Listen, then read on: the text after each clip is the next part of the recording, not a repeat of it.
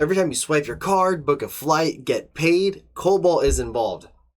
Let that sink in, because the world's most important systems, the ones that cannot fail us day to day, still run on a 65-year-old programming language.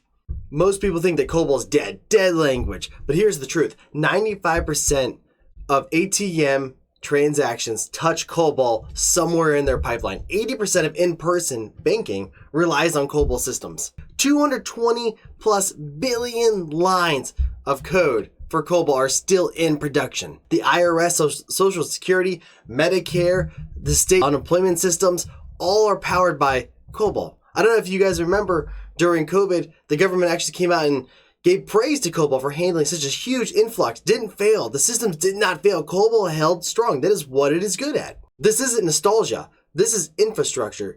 COBOL is the digital plumbing of the modern world. Banks don't care about modern.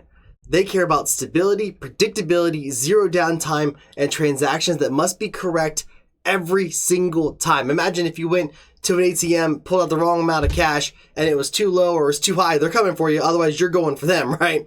COBOL was built for that exact purpose. It handles massive batch processing, high volume transactions, financial accuracy, decades long uptime. Amazing. And here's the kicker. Replacing COBOL would cost billions and take decades to do. Some companies, they're never going to replace COBOL. They're going to maintain it. When you book a flight, your reservation goes through systems written in COBOL. When you get that tax return, that sweet money, that's COBOL. Thanks, COBOL. When unemployment systems spiked during crises, we just talked about that, guess what language they scrambled to find more developers for? It's COBOL. COBOL is everywhere, quietly doing the work that nobody sees. COBOL is readable, it's structured, it's built for business logic. It's in the name. COBOL isn't outdated, it's specialized. Here's the twist. This will blow your mind. COBOL usage is increasing, not decreasing, and here is why. Systems keep expanding. More transactions happen every single year. More data, more customers, more digital services.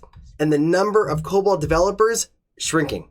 This creates high demand, low supply market. Let's talk about the job market reality. Everything's real shaky right now. COBOL developers often make $100,000 to $150,000 with insane job security and almost zero competition.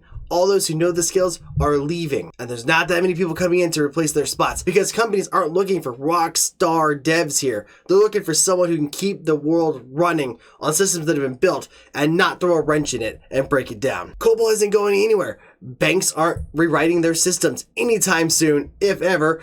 Governments aren't going to rewrite their systems. That would be crazy. Airlines aren't going to rewrite their systems. They can barely stay afloat as is. They cannot afford to do that right now.